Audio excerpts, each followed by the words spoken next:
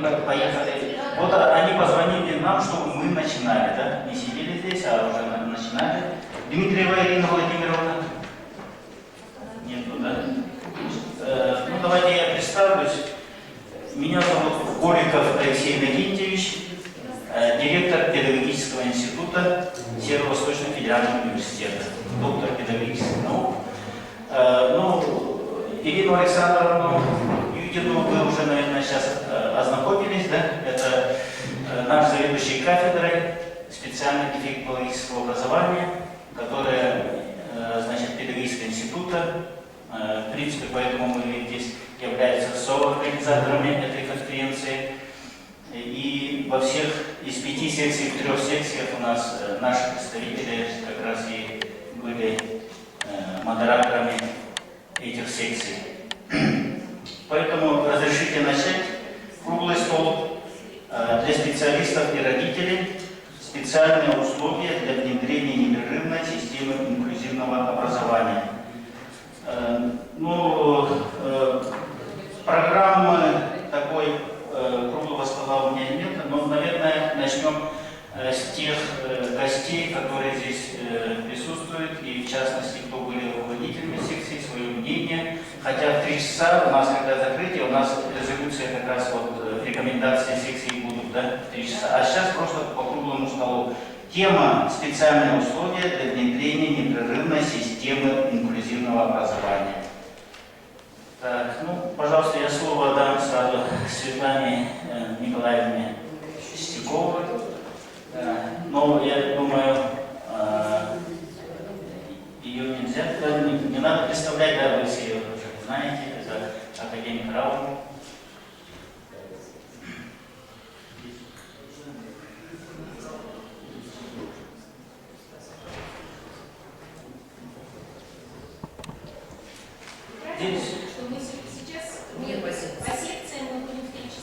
Да, по секциям мы 3 часа, а сейчас по круглому столу. Тематика есть. Круглого стола.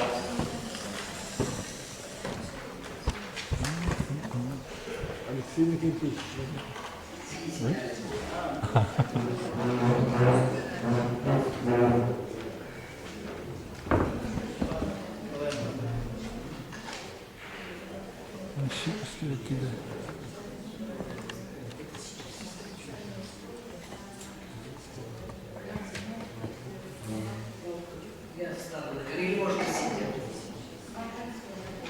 Уважаемые коллеги, первое, что мне хочется сказать, что сама по себе проблема специальные условия для внедрения непрерывной системы инклюзивного образования, она, конечно, очень сложная.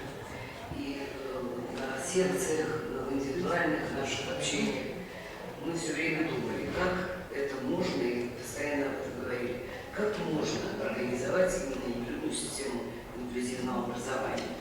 Надо сказать, что таких моделей полных от начала до конца продуманных я не видела, не знаю, не встречалась я с такими организованными моделями на непрерывной системе инклюзивного образования.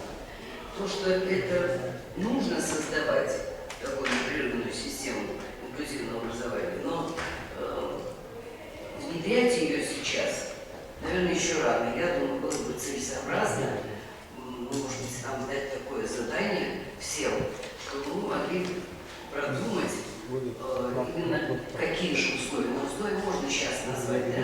Но я думаю, что это именно модели для разного типа детей, которые имеют, опять же, различные заболевания. Извините, что я опять говорю различные заболевания, потому что по-другому не скажешь.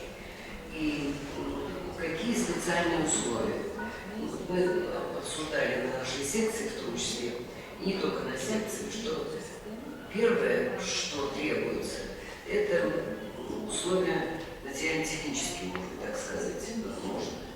Потому что если мы не создадим материально-технические условия, то, наверное,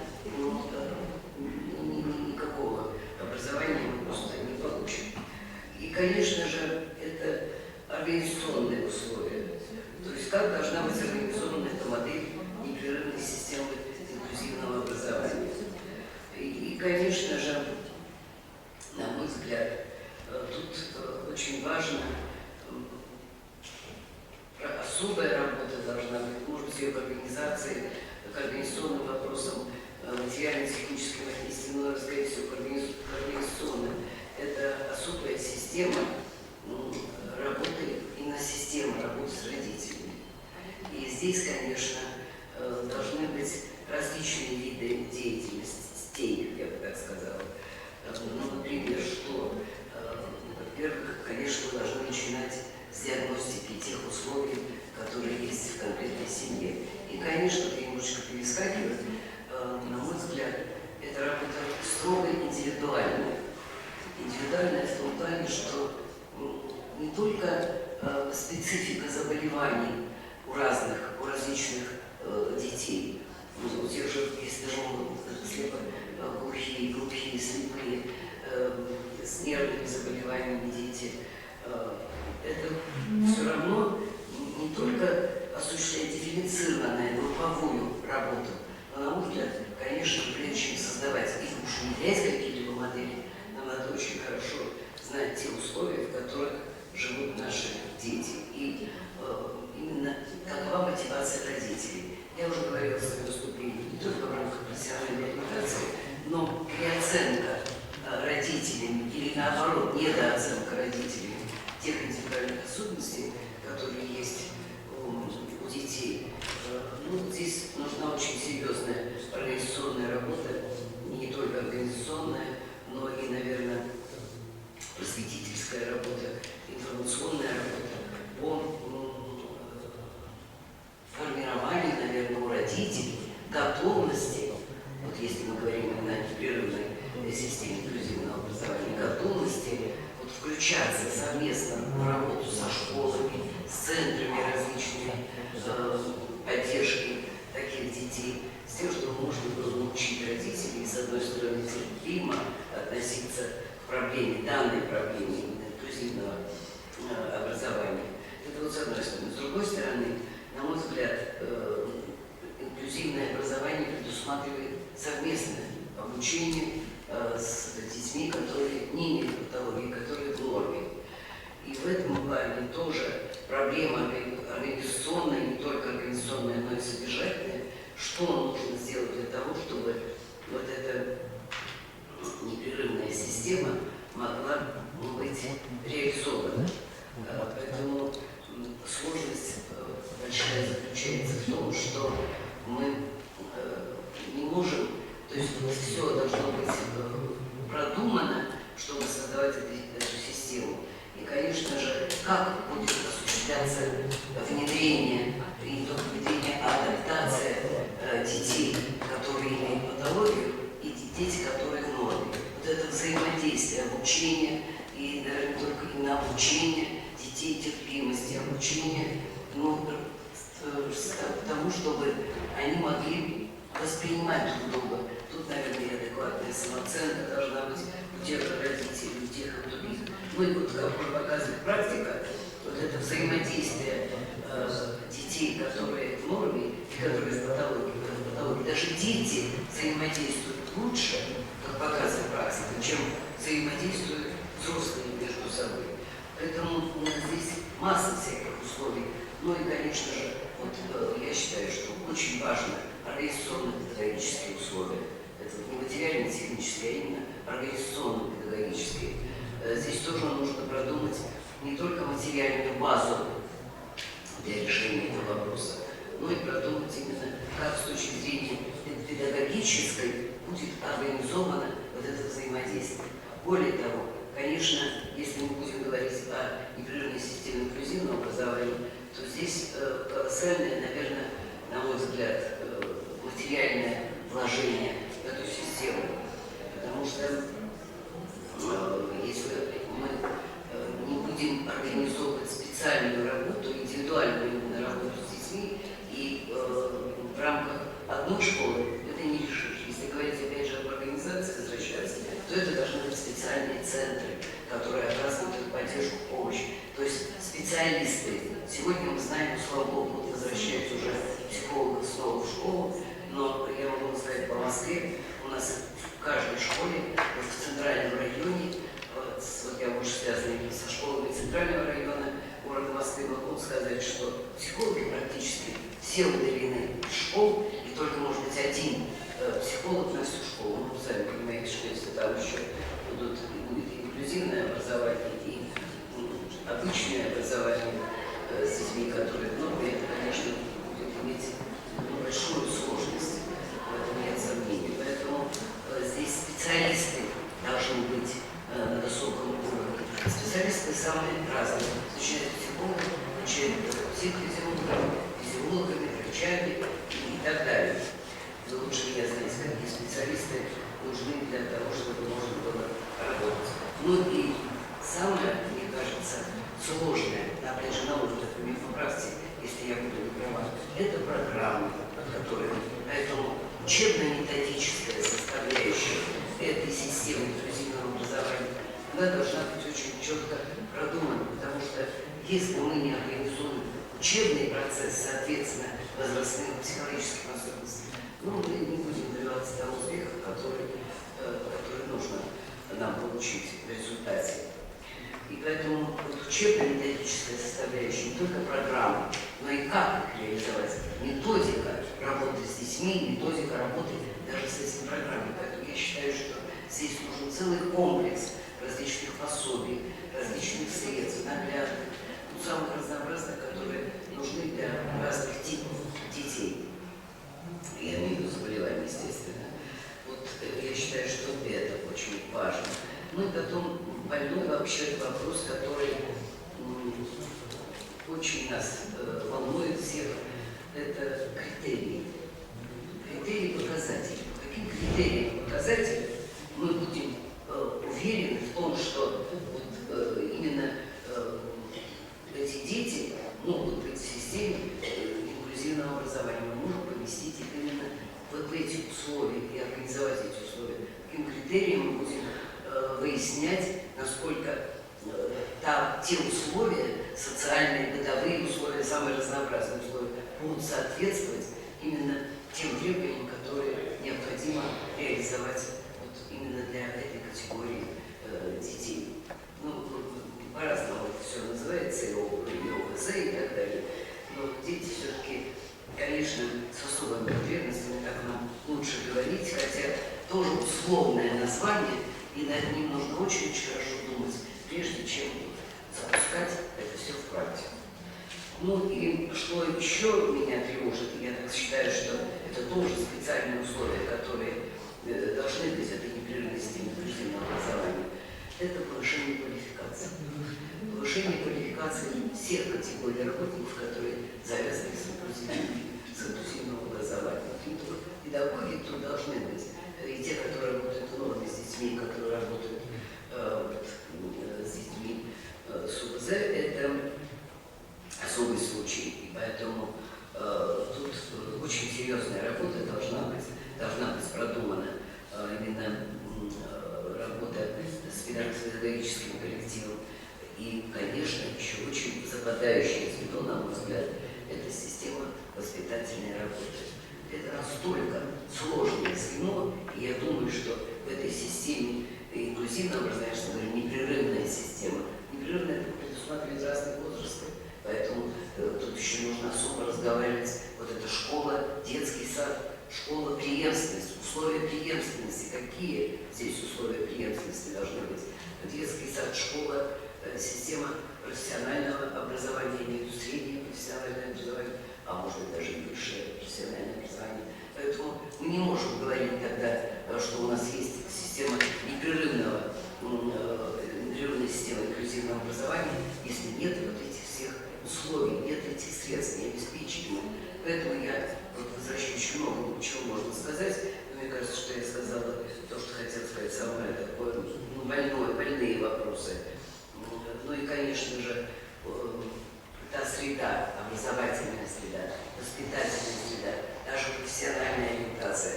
Вот мы как-то игнорируем, я почему именно поставила в главу угла свое выступление на профессиональную ориентацию, потому что, насколько мне известно, это тоже западающее звено. Ну, если говорить о консультировании детей, то консультирование консультация не может быть разовой. Я немножко не системно говорю, сама это понимаю, но вот если говорить об этих условиях, то они профессиональное лицо. И если мы говорим о профессиональной консультации, то она должна быть пролонгированная консультация. Она не может быть разовой консультацией.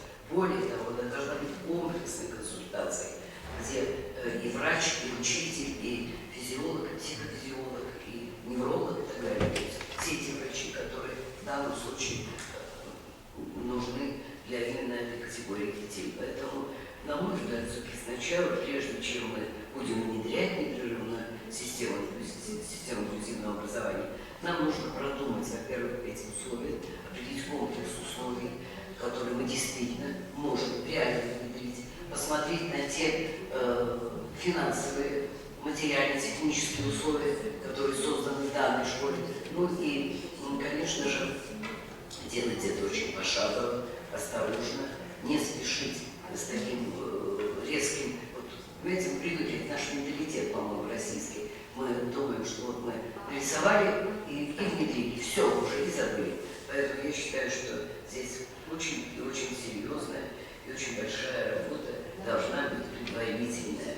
И все нужно продумать. На мой взгляд, даже эти модели, если мы будем создавать модели с различными типами заболеваний, то, может быть, даже эти модели должны быть какими-то локальными.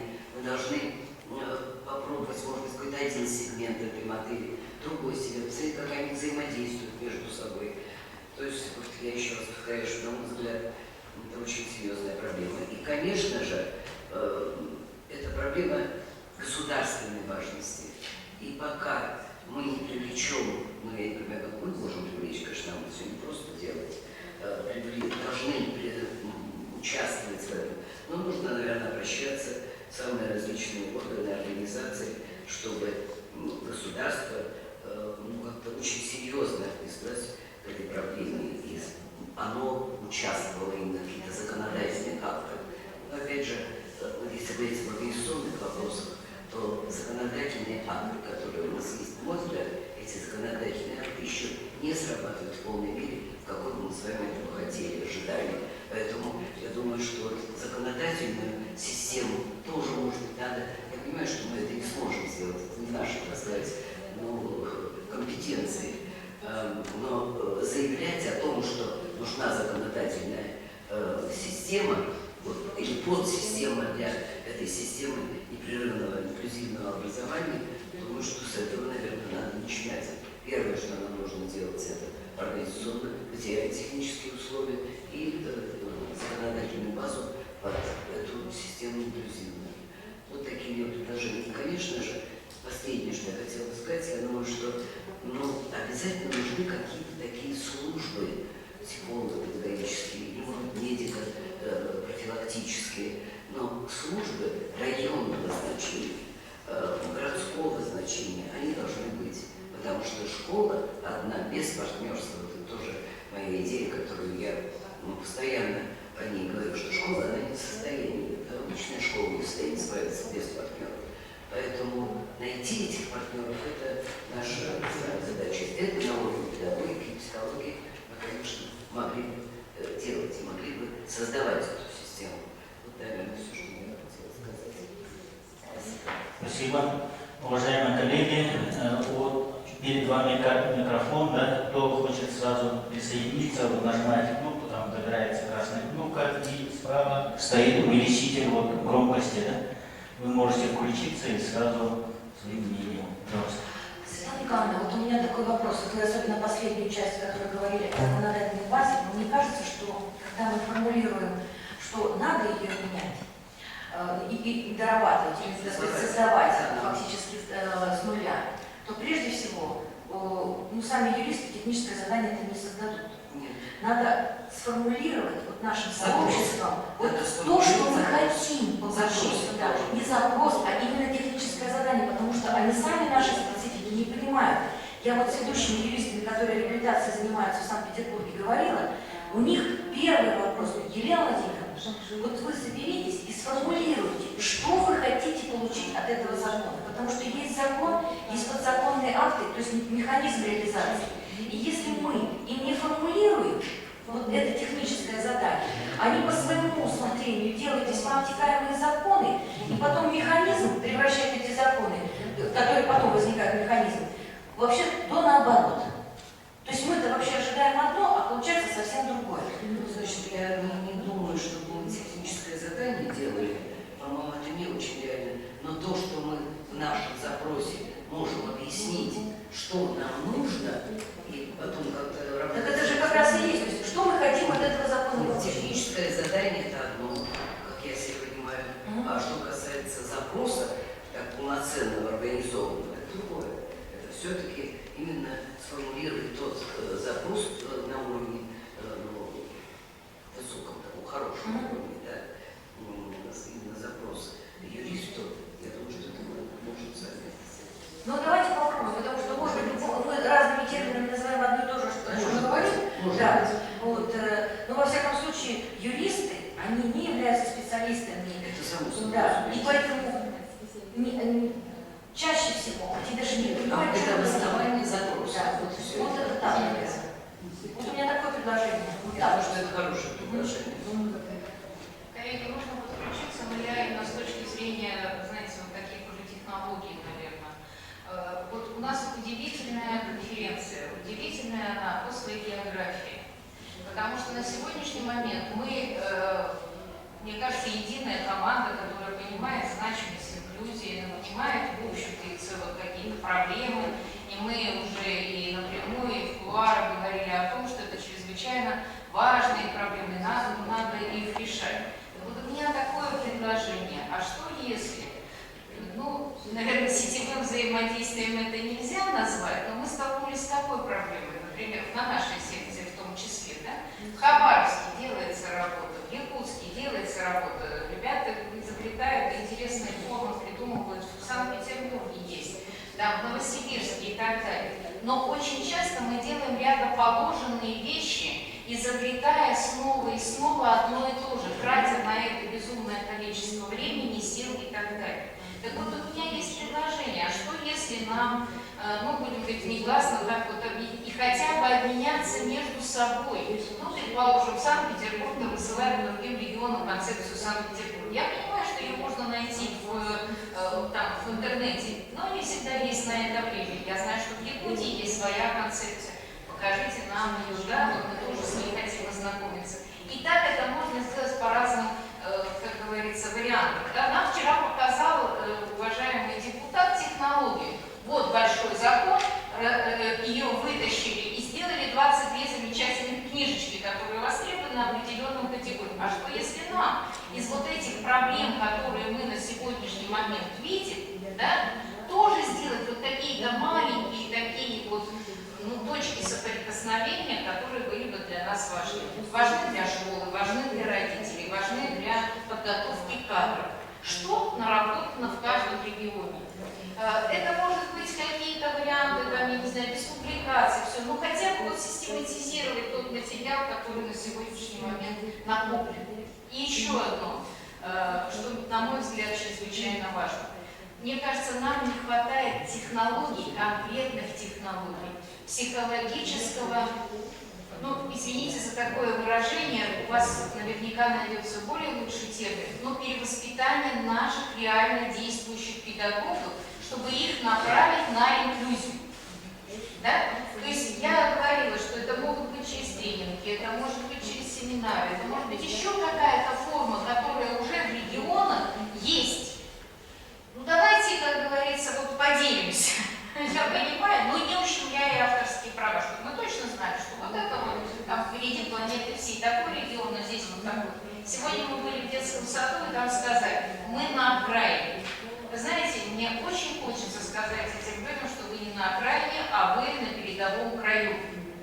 Это на самом деле так, потому что многое из того, что делается здесь, это делаются уникальные вещи, которые не делаются где-то в другом месте. Вот, на мой взгляд, эта консолидация, да, вот еще раз говорю, вот такое взаимодействие, но продуктивное. Это первое предложение. И второе, вот именно разработка технологий, поработать с реально действующими педагогами, чтобы они тоже нас поддержали, чтобы они не считали, что инклюзия – это что-то насаждаемое сверху, от, ну, будем говорить просто о нехватке мест в специализированных школах. Спасибо. У меня сразу можно вопрос. Скажите, пожалуйста, вообще реально может быть действительно это сделать на базе университета и на базе центра? Вот такое сетевое взаимодействие. Все те, кто здесь есть. Если бы это было организовано, то мы бы, наверное, очень многое выиграли. Потому что действительно обмен опытом, обмен технологий.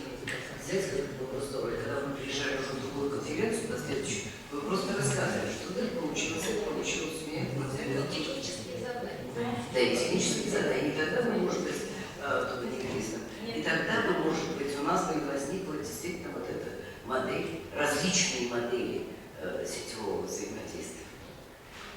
Вот это как предложение. Анна Николаевна, спасибо за вопрос.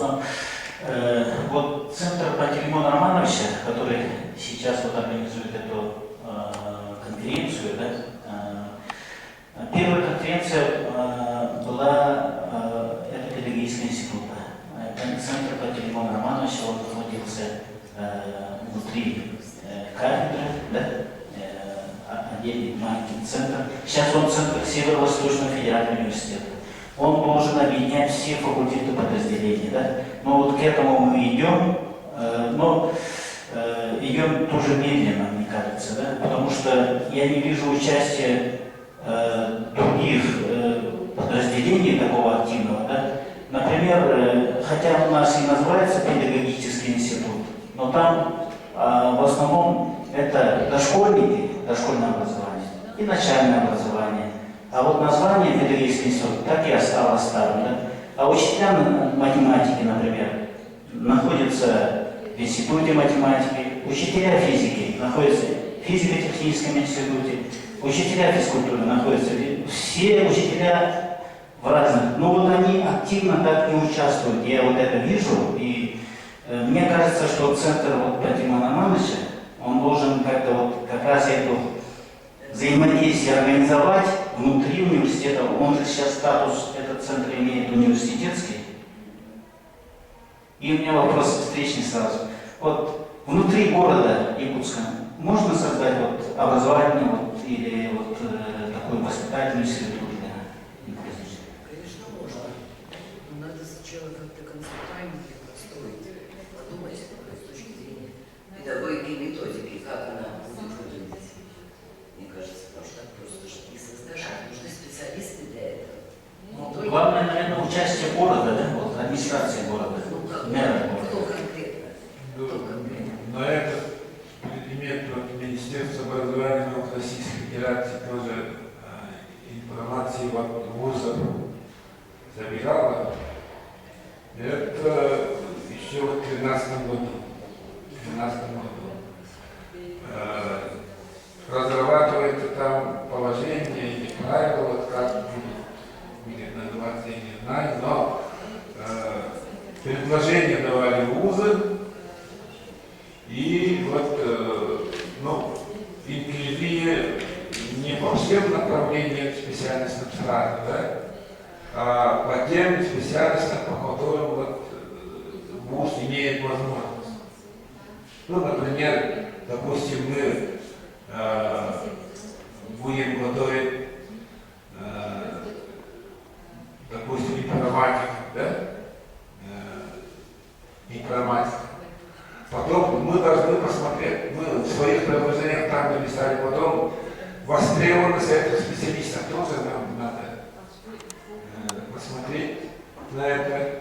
И все преподаватели, которые там будут работать, должны пройти специальное повышение квалификации или переподготовку, чтобы они психологию знали и так далее. Потому что когда мы 3 года назад начинали очень серьезно заниматься, то даже было такое, что некоторые преподаватели говорили, что если переспрашивали студент с основой образовательных потребностей, да, то ответ такой, что это нам за это дополнительной платы нет.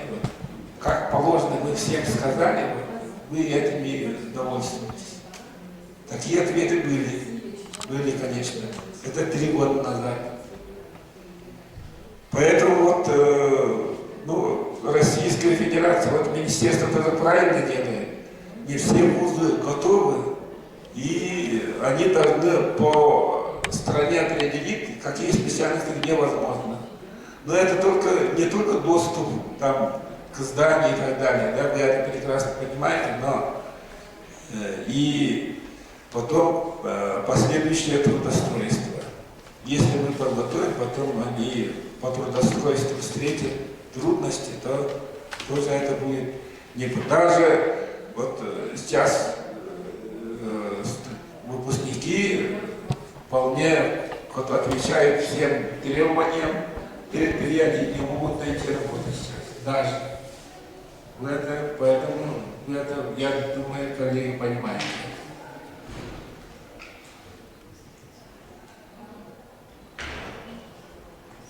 Ну, Можно, да? попросим наших гостей, да, пожалуйста. Леонарда Миливана. Знаете, мне кажется, что нужно начинать нам сейчас подготовку кадров с преподавателей вузов, а не с учителей, не с воспитателей детских садов. Потому что преподаватели вузов пока что не информированы. И очень слабо информированы о том, что происходит сейчас в образовательном процессе. Первое, значит, преподаватели вузов, затем преподаватели школ, эти преподаватели учат преподавателей школ в институтах своих педагогических и воспитателей детских садов и так далее.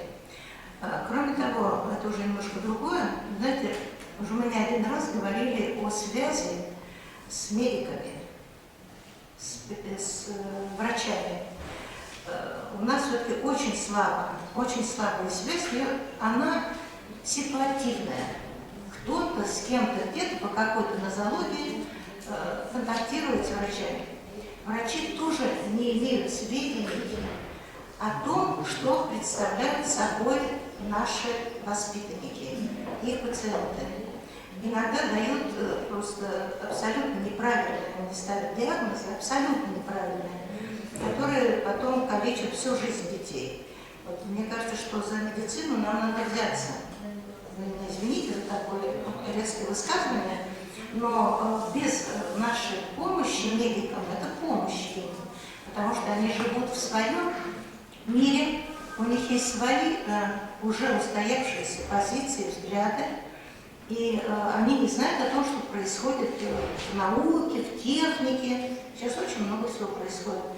Вот. Их квалификацию надо повышать и, наверное, проводить такие обучающие курсы совместные медиков и педагогов.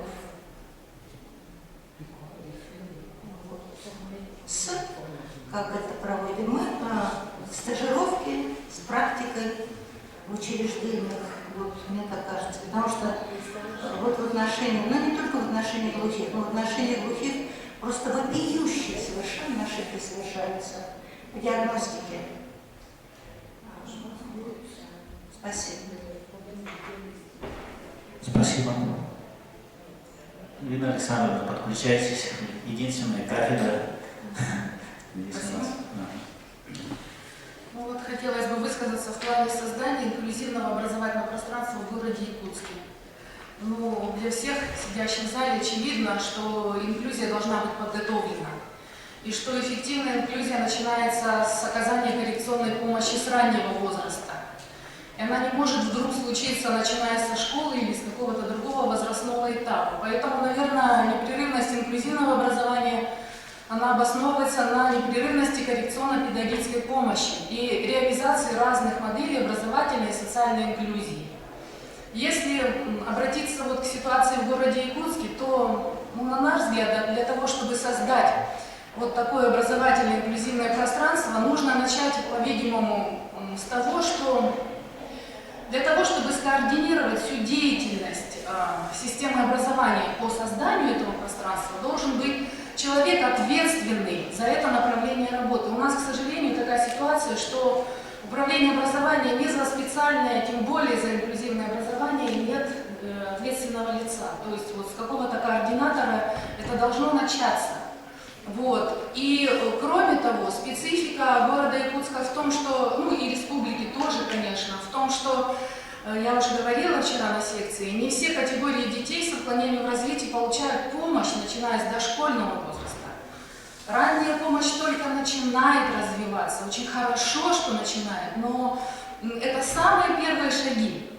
Вот. И поэтому очень большое число детей, особенно с нарушением интеллекта, с задержкой психического развития, они совершенно без дошкольной подготовки приходят в эти коррекционные школы. Вот, поэтому, конечно, у них огромные сложности даже в плане социализации в коррекционной школе. Вот, поэтому надо начать с дошкольного звена и очень подготовленно выстраивать разные модели инклюзивного образования, включая детей с разного возраста, с той ситуации, когда инклюзия для них действительно будет доступна. При этом учитывая, что надо создавать максимальные условия для интеграции и ребенка, и его родителей, и всей семьи в социум с самого рождения. Вот. И в плане подготовки кадров, вернусь к образовательным учреждениям, мне кажется, что этот опыт накопления инклюзивной практики, он ведется, и именно сегодня познакомились с нашим знаменитым 11-м детским садом, с их опытом работы. Есть подобная практика, но с другой категорией детей, это первый детский сад. На прошлой конференции была возможность организовать туда, там мастер-класс. В этот раз, к сожалению, дети уже не посещают. Вот на базе первого детского сада там оказывается помощь для детей с детским церебральным параличом, разные модели интеграции отрабатываются, открыта ликотека. То есть вот вернусь к постулату, что инклюзия должна быть подготовлена. Очень мало объявить и начать, вот как Бог на душу положит, может, грубо говорю. То есть это все надо очень продумать, потому что лучше пойти, я считаю, в систему специального образования, где гарантирована помощь, чем в то образовательное учреждение, которое очень неграмотно осуществляет вот эту инклюзию, не зная вообще, что делать и к чему это вообще приведет в конце концов. Вот. И тут же проблема подготовки кадров. Конечно, это должен быть двусторонний процесс. И подготовка педагогов дефектологического профиля, которые как раз и осуществляют это психолого-педагогическое сопровождение, чем наша кафедра, собственно, и занимается. Мы именно готовим учителей логопедов-педагогов, учителей логопедов на сегодня. И второе направление работы – это подготовка педагогов системы общего образования, чем тоже мы занимаемся, работая на курсах профессиональной переподготовки по программе олигофренной педагогики на базе Института непрерывного педобразования нашего университета, курсы повышения квалификации. Вот. И разрабатываются, тоже вчера я об этом докладывала, программы магистратуры, в которые по педобразованию, разные программы, в которые именно модуль инклюзивное образование включается вот именно как модуль для педагогов системы общего образования. На сегодня это опыт 2 программ магистратуры. Вот. И мы считаем, что тот центр, который только начинает делать первые шаги, Центр психолого-педагогической помощи детям с ограниченными возможностями здоровья САИДы, который открыт при нашей кафедре, он тоже будет способствовать в первую очередь это повышению профессиональной компетентности будущих педагогов дефектологического профиля. Потому как, повторюсь, для многих категорий детей у нас нет практической базы для обучения студентам. Нет детского сада, значит, мы должны создать условия, чтобы студентов давать им возможность эти практические навыки нарабатывать. Спасибо. Спасибо. Так, спасибо. Еще, я правда не знаю, как это можно реально сделать, но, знаете, прежде чем, например, в каком-то учреждении профессиональном, колледже или вузе, начинают учиться ребята с особыми нуждами, так, нужно узнать, будут ли они потом трудоустроены. Потому что я знаю институт, даже университет, где учатся уже много лет студенты глухие, которые потом не имеют работы. Вот. Это очень серьезно. не знаю, как это надо делать, правда, но мне кажется, что это как-то когда-нибудь это надо сделать. Ну, приходит человек, он проучился. И дальше что? Он идет по совсем другой специальности, для которой никакое высшее образование вообще не нужно. И еще один момент. Тоже я не знаю, как это можно сделать, но у нас наши государственные мужи выпускают разные законы, пишут, придумывают разные законы, не советуясь совершенно с сообществом научным, педагогическим, медицинским. Так вот, можно ли написать какое-то письмо такое с просьбой, если они хотят что-то такое сочинить в области образования, медицины, чтобы они все-таки советовались с сообществом, потому что потом приходится всем нам это в кавычках расхлебывать и подбирать какие-то условия, создавать условия, когда можно было бы специально ничего этого не делать. Заранее все продумать как следует. Вот так вот.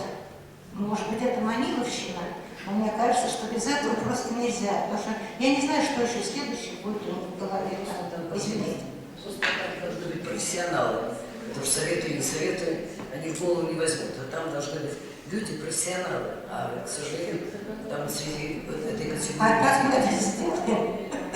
Как мы это добьемся, что это будет профессионал? Тоже курсы повышения квалификации для чиновников, которые занимаются этими вопросами. Может, с этого начать? Потому что все равно до них пока не достучаться. Хорошая идея, но как она реально будет воплощена. Конечно, это не воплотить. Но вот у меня только такой вопрос. Вот, Емельяна Ивановна, вы сказали, что ребята, которые закончили вуз, мы знаем, о каком вузе идет речь, они оказываются на работе, которая вообще даже не связана с высшим образованием, с наличием высшего образования.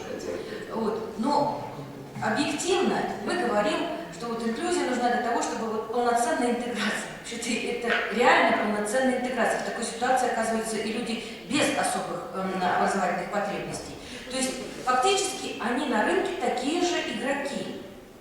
И вот мне кажется, все-таки понятно, надо думать о том, чтобы они были трудоустроены, но все-таки бояться того, что они будут не трудоустроены. Это все равно, что вот я говорю, в лес не ходить, волков не бояться. Да, вот как получится? Ведь мы все равно, получается, как вам сказать, должны быть адаптивны. Вот получил он образование, не устроился, значит, вот теперь эту проблему надо решать. Надо создавать какие-то другие структуры. Да. По поводу сказать. Я не то, нет, пожалуйста, нет. Например, глухие студенты кончают пединститут, и их явно не возьмут в спецшколы. Вот что я имею в виду. Не то, что мы должны хлопотать о нем, но мы должны думать о том, что этот человек пришел в педвуз глухой.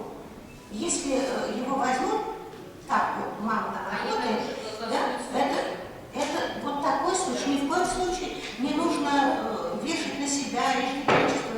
Нет, просто надо я с этой позиции говорю, что надо знать, что этот человек может в этом институте или университете, обучаясь, получить потом работу.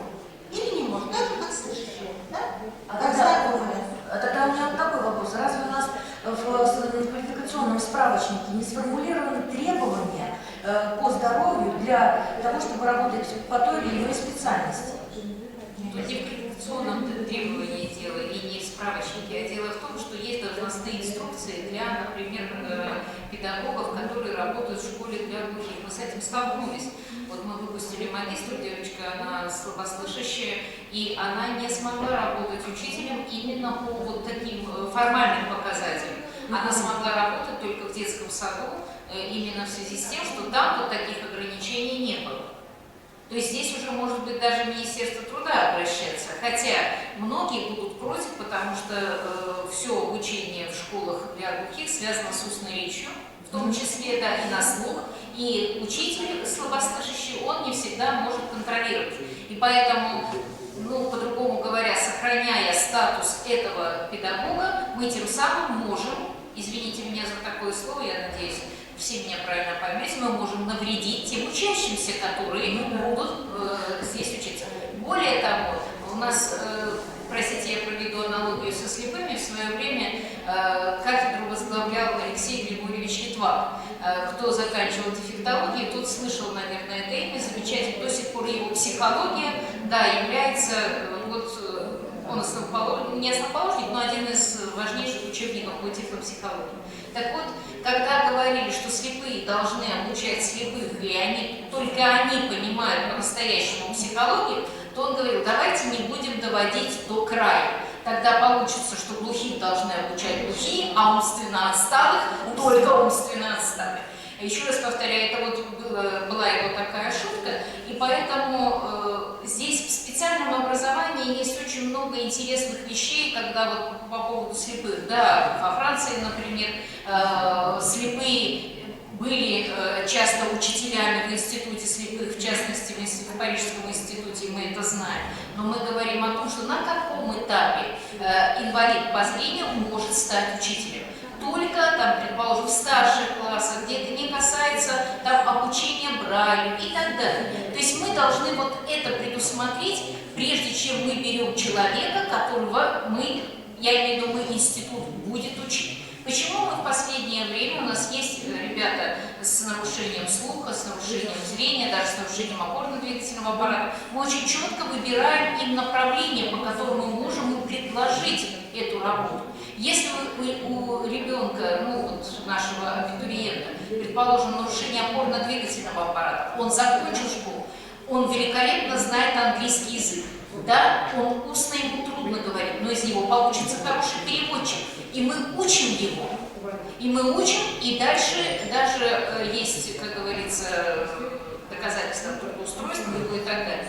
Или из глухого, из слабослышащего студента очень хороший получается тренер по адаптивной физической культуре. Мы их учим. Но если это касается нарушений должностных инструкций, мы сразу говорим, мы не можем вас принять, потому что вас не примут на работу. Я считаю, что здесь нужно быть откровенными перед этими студентами. Ну тогда это получается продолжение того, что говорит Светлана Николаевна. То есть это тот самый профотбор, да. На этом этапе, его нельзя нисколько приостанавливать. Профотбор, правильно. Профконсультирование. Сразу мы даем абитуриентам, хотя мы не государственные вузы, вы понимаете, что мы заинтересованы в том, чтобы к нам пришли. И мы можем сказать, учитесь, ребята, учитесь, потом когда-нибудь для вас построят, знаете, замок, город-сад. Нет, мы идем, более, как говорится, я считаю, что более откровенно, потому что, извините меня, но на их месте может быть мой собственный ребенок, которому тоже пообещают горы золотые, а потом он окажется с неправильным образованием. Здесь мы, в общем-то, придерживаемся такого реальной картины. Извините за вмешательство. Буквально два слова сказать. Мирина, здесь вопрос, конечно, очень сложный, который трудоустройство. Но я думаю, что, опять же, как показывает практика, трудоустройством надо заниматься, как говорит Ирина Александровна, правильно называю ваше имя, Ирина Владимировна, простите, с самого детского сада, потому что к этому надо готовить. И здесь мы совершенно, я опять наступаю на те же грабли и говорю про то же самое, здесь нужна с первого класса профессиональная агитация, которая поможет ребенку найти те компенсаторные возможности, которые он может реализовать в какой-либо сфере. Но это готовит его к этому не сегодня, когда он уже заканчивает вуз, а именно еще на тех ранних этапах. Тогда мы будем видеть эффект. Я понимаю, что эта работа очень сложная, но здесь, опять же, если говорить о социальных партнерах, то мы недооцениваем службу занятости, кстати сказать. И служба занятости работает, я просто у нас назову город, который, это Курская область. Служба занятости пытается, они, правда, еще очень чубал делают, но они пытаются вникнуть в эту проблему, хотя они не специалисты, но пытаются решать вопросы трудоустройства. То есть здесь что они делают? Они заранее, зная уже, куда ребенок может пойти, куда его может трудоустроить, они договариваются, ведут работу с работодателями. И это нам с вами игнорировать не стоит, потому что сегодня каждый человек должен быть заинтересован в решении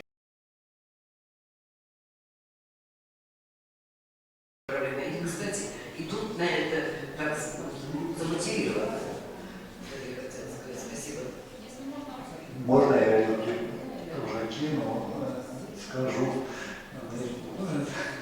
пассивно задельно такой. Я не специалист в этой области, но читая закон об образовании, мы видим, что там написано, что инклюзия – это организация образования для людей с особыми образовательными потребностями и с учетом индивидуальных потребностей.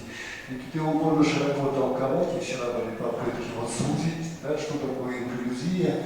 Но вот читая литературу, научную литературу, видите, что инклюзию относят, в общем-то, иногда и действительно людей, которые имеют особые образовательные потребности в широком смысле слова.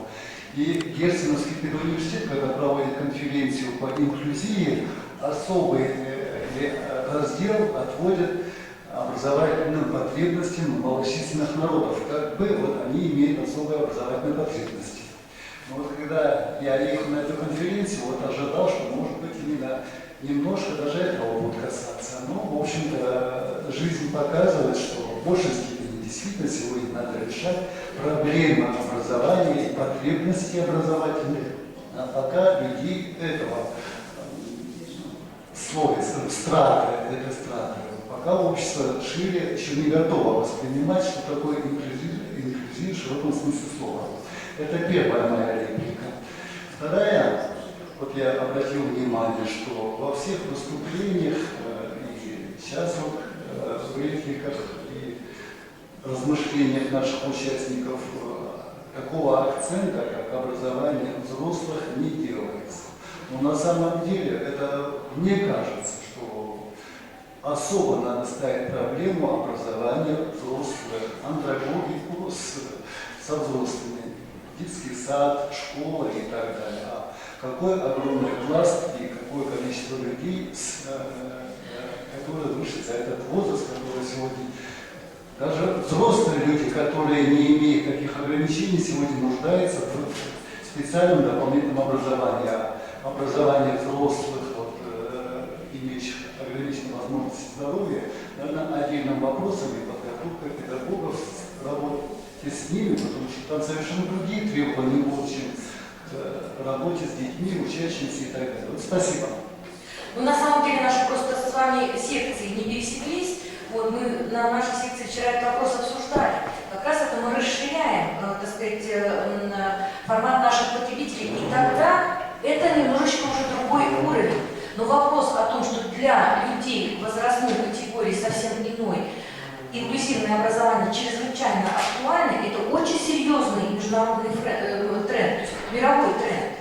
И в этом плане это как раз то образование, которое в состоянии приносить самостоятельные финансы, за счет которых можно развивать и образование для детей.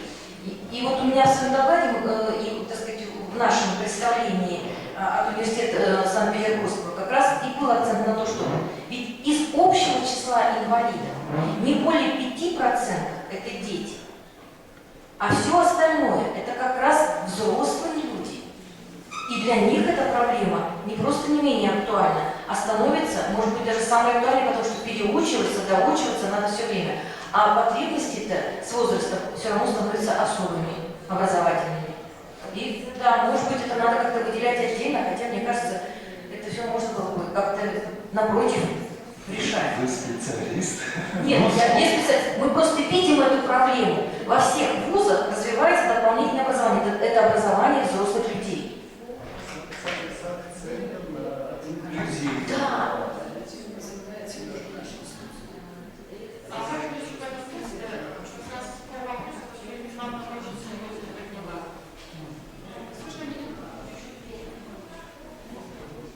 Погромче, громкость поставьте, справа там кнопка.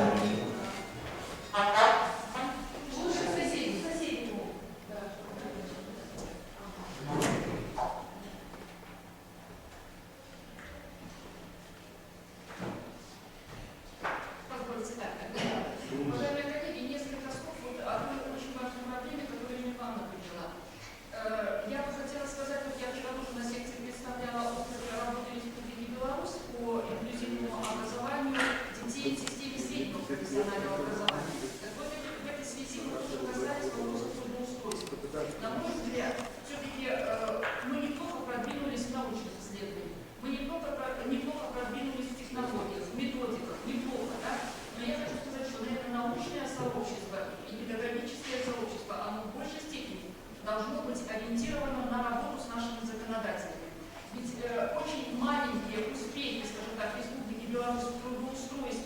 детей, которые заканчивают уровень среднего профессионального образования, на мой взгляд, связаны с нашей законодательной базой. Потому что у нас есть обязательное распределение, обязательная гарантия первого рабочего места, обязательная разработка. То есть студенты, заканчивающие уровень высшего образования, 2 года отрабатывают, профессионально-технической степени специальной, то есть уровень среднего специального образования 1 год. То есть здесь двойная польза. С одной стороны, у нас работодатель не имеет права отказать в рабочем месте, но с другой стороны, я хочу сказать, что наши учреждения образования, среднего профессионального образования, которые готовят детей с особенностями психофизического развития, у нас по кодексу это, скажем, такой термин, они уже буквально, наверное, за год до окончания детьми учреждения образования очень активно работают с работодателями для того, чтобы вот эти рабочие места, они были определены, и работодатель психологически, социально-психологически был готов к тому, что такой ребенок, такой специалист придет к нему на работу. Я хочу сказать, что далеко у нас порядка 100 учреждений образования, которые ведут подготовку на уровне СПО и НПО, но далеко не все учреждения образования могут похвастаться прекрасными показателями. Так вот, еще один аспект, вот, действительно, Юлия Ивановна очень правильно отметила, еще один аспект, у нас учреждение образования обеспечивает рабочее место у себя же. То есть ребята остаются мастерами производственного обучения, ребята остаются руководителями кружков дополнительного образования. То есть вот тот дополнительный стимул, который позволяет быть уверенным, ну, скажем так, в качестве специалиста и той, наверное, среде, через которую он взрос.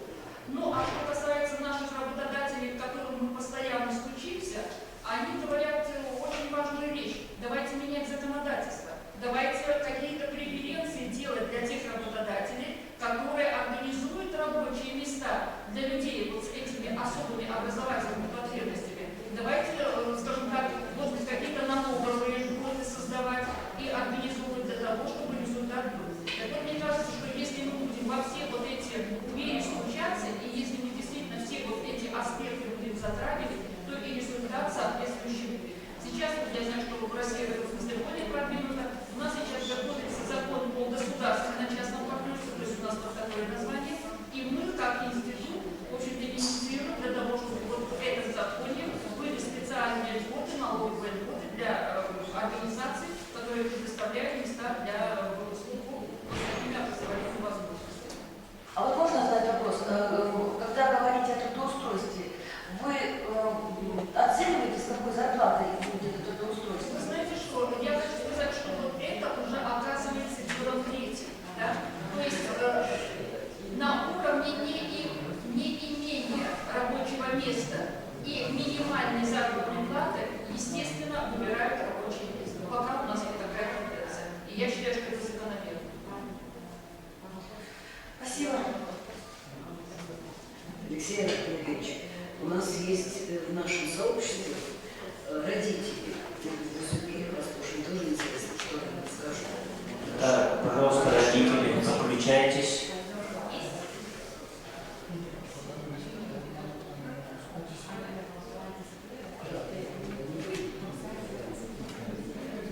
Так, давайте тогда дальше. Да? Вот подошли, по-моему, да? Это есть наши руководители круглого стола? Да? Нет, коллеги, давайте так, мы должны, значит, вот секции выступить, да? И предложение передают всем.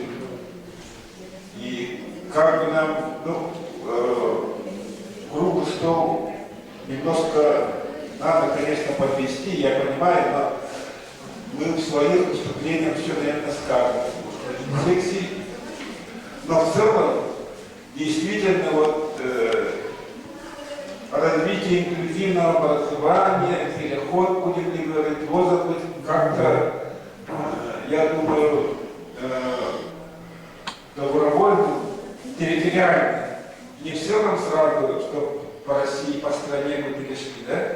Потому что были, вот, когда случай, ну, не случай, даже, а распоряжение, когда, допустим, школы передавались на муниципальном уровне, вот, детские сады, дошкольное образовательное учреждение.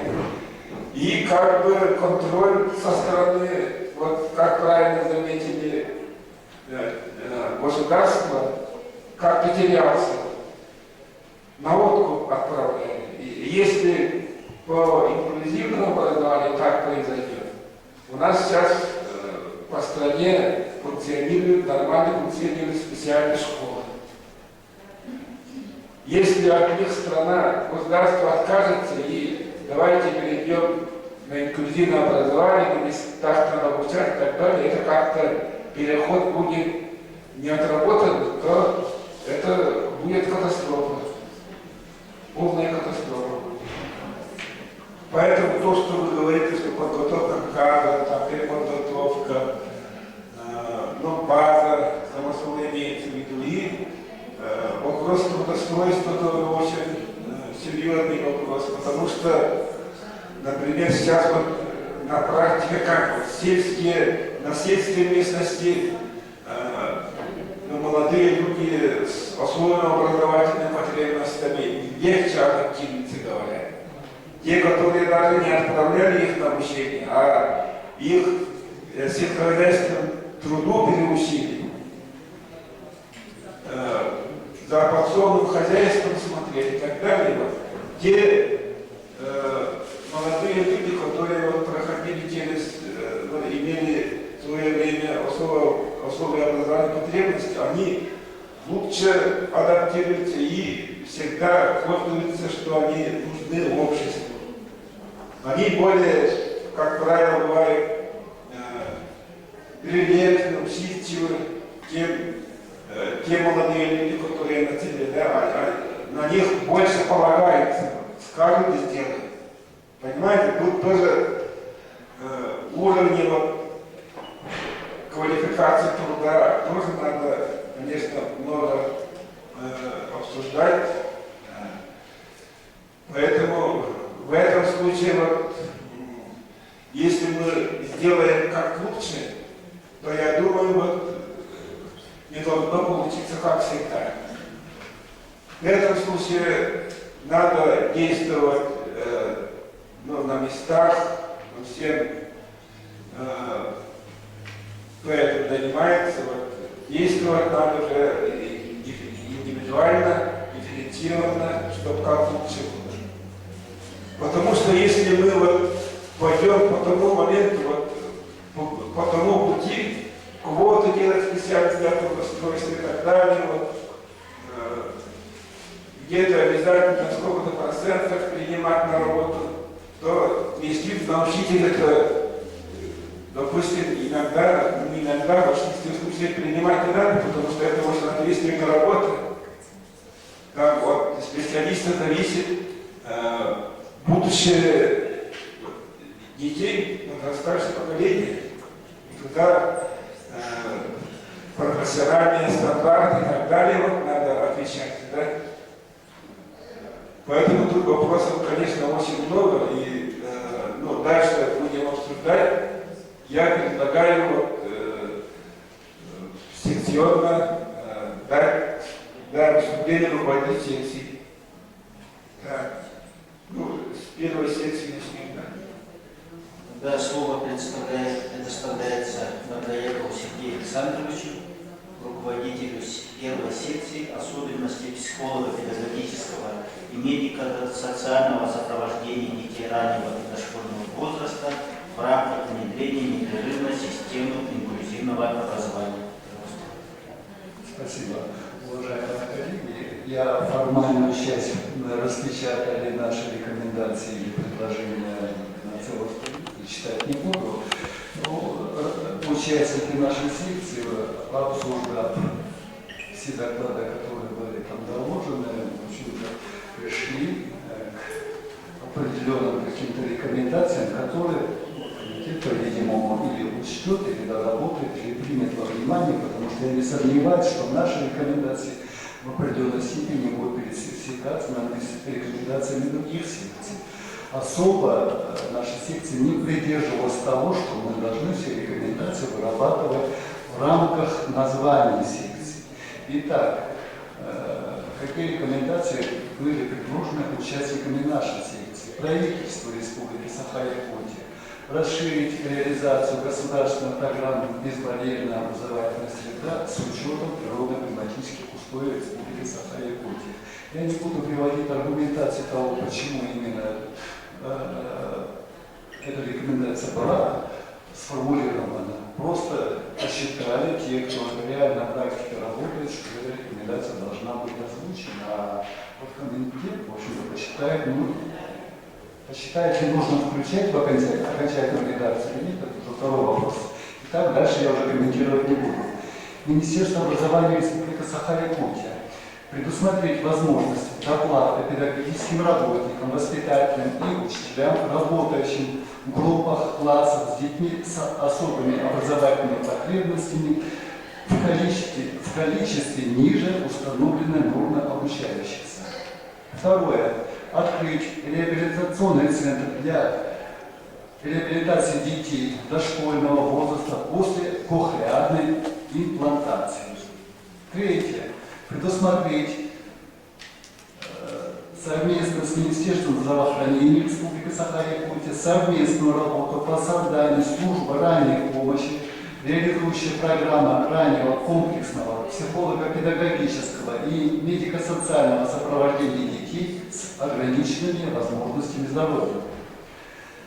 Федеральному университету первое. Осуществить подготовку педагогических кадров по направлению специальное дефектологическое образование по магистерским программам тифлопедагогика, сурдопедагогика на базе кафедры педагогического института.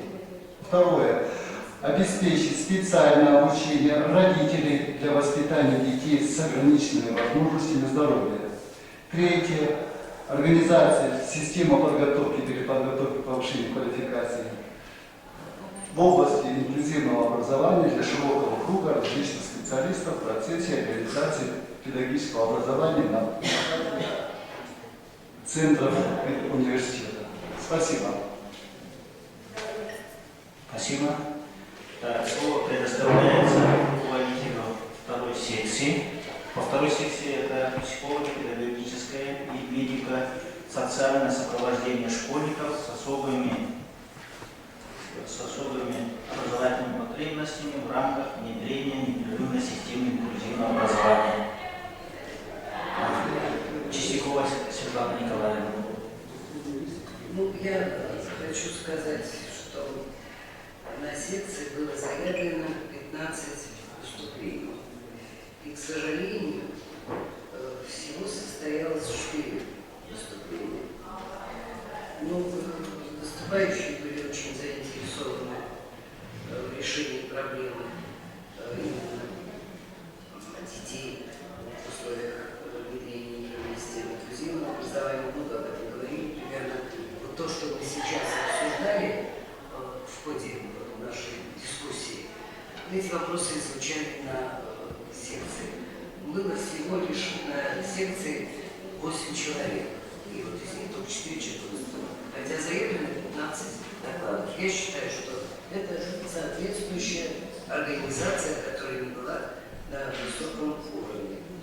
Ну и очень многие вопросы как бы перекликаются с тем, что говорит Сергей Александрович. Есть только вот одно и то же совпадающее. Но я бы хотела его озвучить обязательно, потому что это проблема, которая очень важная. У нас выступали по поводу, если что, предложение, само скажу, оказать помощь по организации работы с детьми, перенесших операцию, вот то, что Сергей Александрович кохлеарной имплантации, для детей республиканской специальной школы-интерната.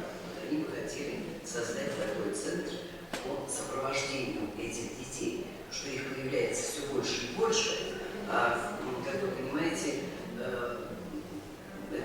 специальная школа-интернат не в состоянии справиться, решить эту проблему Поэтому здесь надо действительно, может быть, создавать такой центр.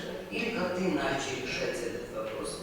Но то, что это вопрос тревожный, оказывается, как я поняла, он поднимался еще и в прошлом году, обсуждался, и никаких мер не было принято.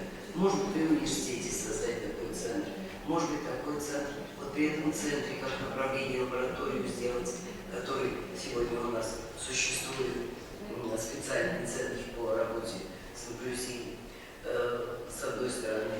Но эта проблема должна быть рассмотрена. И я хотела бы сюда еще добавить, вот к этой проблеме, это, конечно, и подготовка соответствующих кадров. Потому что если кадры не будут подготовлены, это специфика здесь, и специфика очень серьезная. Поэтому, скорее всего, нужно готовить и кадры как-то, может быть, или в рамках модуля какого-то педагогической программы, или, может быть, даже не программы, не педагогической, не медицинской, но так как проблема интегративная, комплексная, то решать этот вопрос обязательно нужно. Я думаю, что это один из главных вопросов вот сегодня, который существует и на Якутии. Спасибо. Спасибо. В целом доклады были очень хорошие, очень были заинтересованные выступления, и как-то вот приятно было, что мотивация по работе с детьми, она очень высокая у наших докладчиков. Спасибо.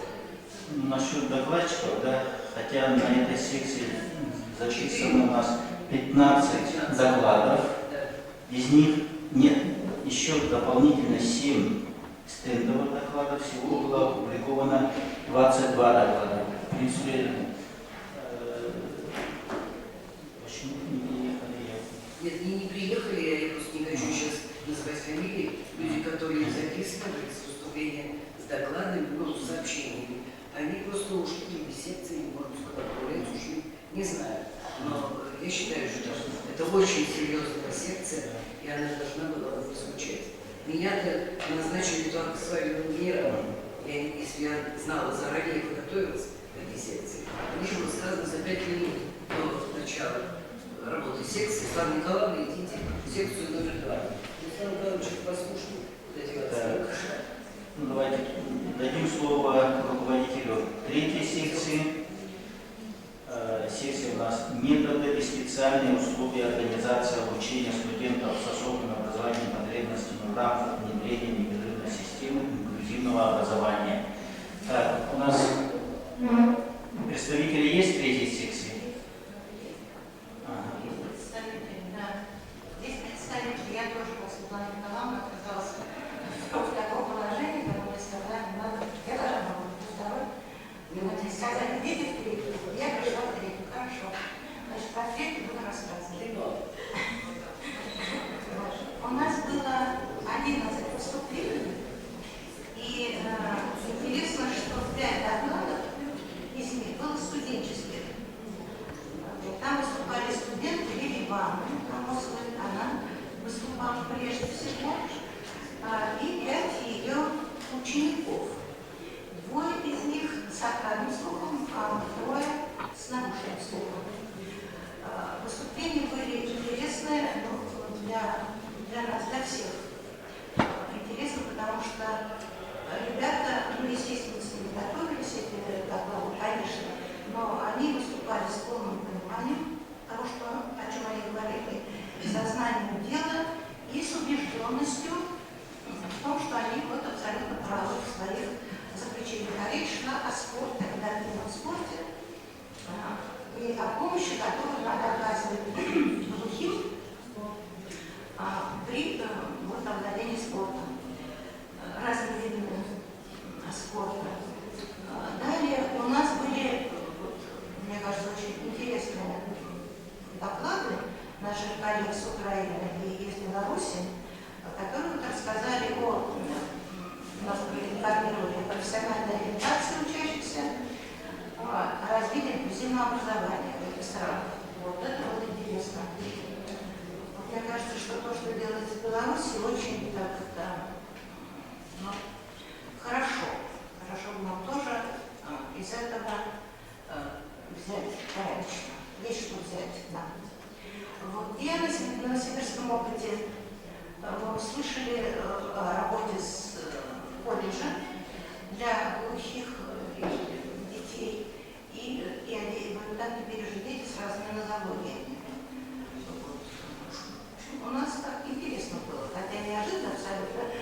нас, что мы попали вот к студентам, и я не знаю, насколько...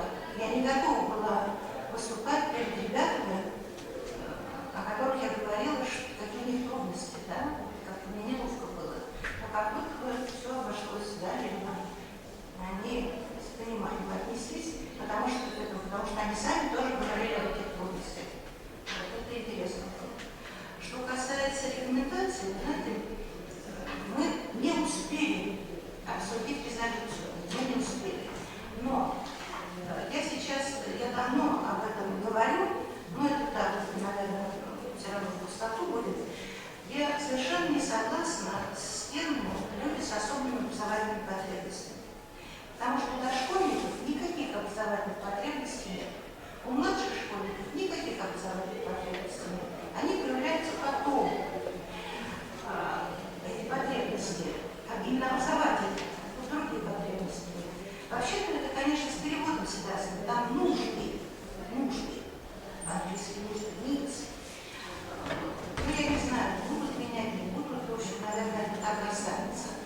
Что касается центра по работе с детьми, перенесшими операцию, то этот центр не решит проблему. Центр проблему не решит, потому что здесь нужна организация жизни детей. Они, например, будут приходить в этот центр, с ним будут проводиться занятия. Они будут уходить в школу детей, где используются в основном разные языки. Очень мало дети говорят. Поэтому все эти занятия будут просто пропадать, они никому не будут нужны. Нужно как-то изменить. Во-первых, этих детей нельзя отдавать в группу глухих детей, дошкольников. Нельзя. Если там используется жестовый язык, филология. Не потому что я противник этого, потому что просто доказано, что если ребенок говорит не перед местом, который издает звуки, а пользуется другим органом руками, да, то тогда он себя не слышит. Он не будет озвучивать того, что он говорит. И это сейчас уже беда по всей стране. По всей стране. Там, где дети попадают в прежние условия, откуда их взяли для эксплуатации, и туда же возвращаются. Никакого эффекта нет. Вот. Если они попадают, они, конечно, не могут идти в массовый класс, если ребенок сделал операцию, там, все 8 лет, и он плохо говорит, он был в школе глухих, просто не готов, не потому что он плохой готов. Он не может осваивать образовательную программу этой массовой школы, конечно. И в Петербурге, когда лет назад обсуждалась эта проблема, должно быть что-то промежуточное для этих детей, создаваться для этих детей. И с ними, конечно, нужно проводить работу по развитию речевого слуха. Их надо учить слушать с имплантами, конечно. Но среда, понимаете, вот среда должна быть говорящая. Они должны слышать речь, и они должны слышать себя. Если они себя не слышат, им не нужно это ничего, понимаете? Поэтому они снимают импланты. Я вообще раньше так подумать не могла, что можно снять имплант. Снимают имплант, так же, как звуковой аппарат. Он не нужен. Вот так. Эта проблема действительно государственная. Вот сейчас государственная, не сейчас, она уже раньше возникла. И есть опасность такая, что нам просто перестанут деньги давать на эти операции, понимаете? А ведь если все соблюдается нормально, это прекрасный результат, прекрасный, замечательный результат. И мы будем лишены этого, понимаете? Спасибо. Теперь слово предоставляется руководителю 4-й секции подготовка педагогических кадров для реализации инклюзивного образования в России и за рубежом. Представитель секции. Ну что, нам повезло побольше. У нас из того перечня, который из докладов был, только 2 доклада не состоялось, и то по уважительным причинам. Из Украины человек не смог добраться, и по болезни. Вот, поэтому в этом плане она у нас была благополучная секция. Теперь, значит, по поводу наших рекомендации, это наше предложение, резолюцию, которую мы можем внести. Это такого лингвистического характера, значит, страница 2. Там, где говорится о том, что Северо-Восточный федеральный университет имени Амосова в лице и так далее, в конце мы предлагаем добавить после высшего образования еще и доп. Образование, потому что об этом надо говорить. Далее, после упоминания, что в 2010 году в университете решением ученого совета была создана лаборатория адаптивных компьютерных технологий, предлагается добавить, что следующим пунктом, что в декабре 2011 года создана кафедра специального технологического образования, преподаватель, который осуществляет подготовку кадров по специальности олигофренопедагогика с дополнительной специальностью логопедия, направлению социальное и технологическое образование, профильная логопедия, олигофренопедагогика, повышение квалификации педагогов по актуальным проблемам специального инклюзивного образования, профессиональная переподготовка по программе олигофренопедагогика совместно с Институтом непрерывного профессионального образования СВПУ. И в 2014 году от Центра психолого-педагогической помощи детям с ОВЗ, САИДы, кафедры СДО университета, целью которого является создание научно-практической базы, что говорила коллега, для формирования профессиональных компетенций у студентов, обучающихся по направлению специальное технологическое образование, профиль логопедия, олигофренопедагогика, специальности олигофренопедагогика с дополнительной специальностью логопедия и оказание коррекционной психолого-педагогической помощи детям с ОВЗ, а также повышение квалификации педагогов по проблемам обучения и воспитания детей с ОВЗ. Это наше дополнение. Далее, значит, вот тут разработан проект закона об инклюзивном образовании. Значит, тут все-таки надо уточнить, хотя бы в какое время он разработан.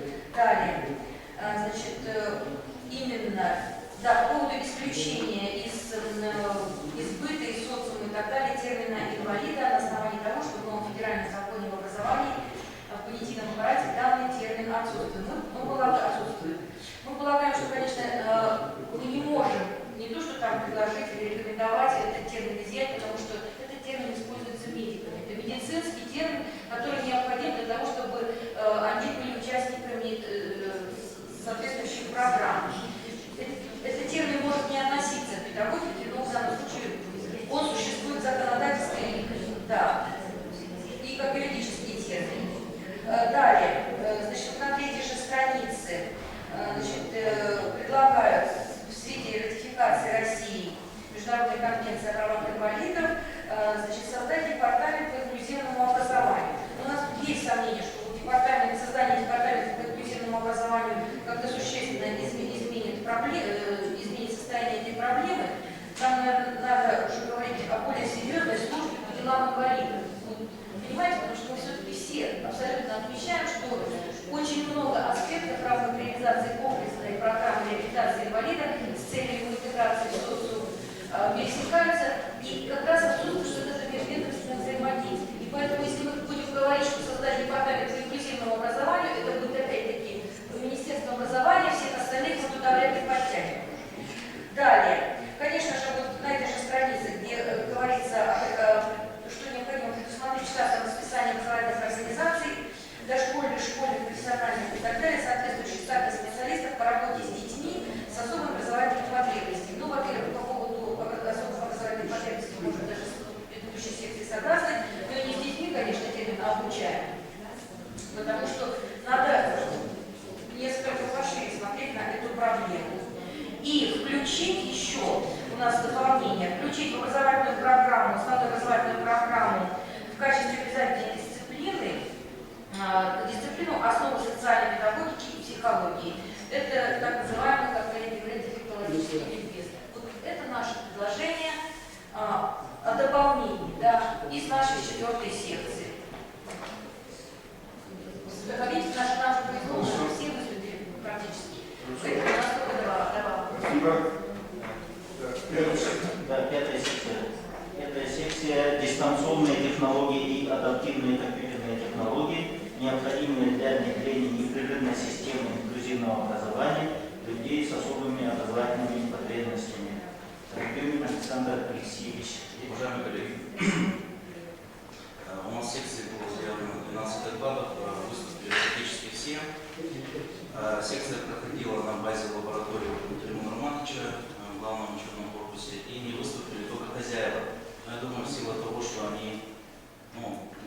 В силу гостеприимства, наверное, дали возможность выступить нам гостям. Ну, так вот получилось, что все гости фактически выступили. Мы очень подробно послушали текущее состояние дел, которые есть в специализированной школе, в области дистанционной технологии, которые они применяют в обучении школьников по школьной программе.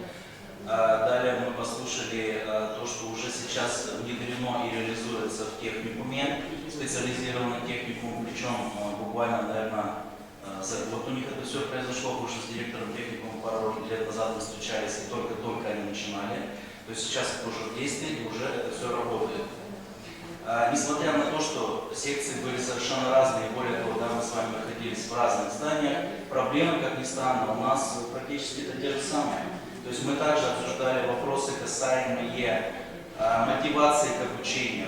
Вот, я не знаю, вот у нас в регионе это такая достаточно серьезная проблема, и даже вот наши коллеги указывали на то, что социум и даже семья в некоторых случаях говорят: тебе это не надо, не ходи, не будем, зачем тебе это нужно, давай останавливайся, все, у тебя есть пенсия, и все, забудь о каком-то обучении. Поэтому каким-то образом мы пытались к чему-то прийти, чтобы вот это переломить, вот этот момент.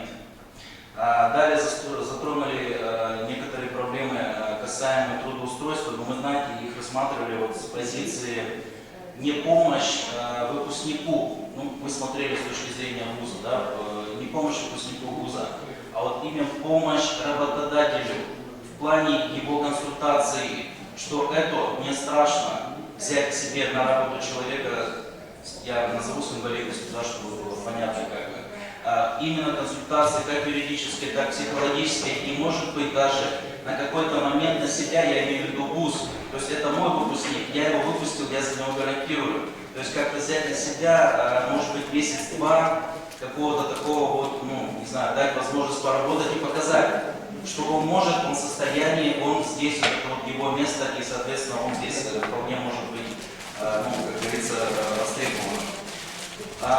И еще один момент, который мы затрагивали, где дистанционка может быть очень полезна. В каком плане?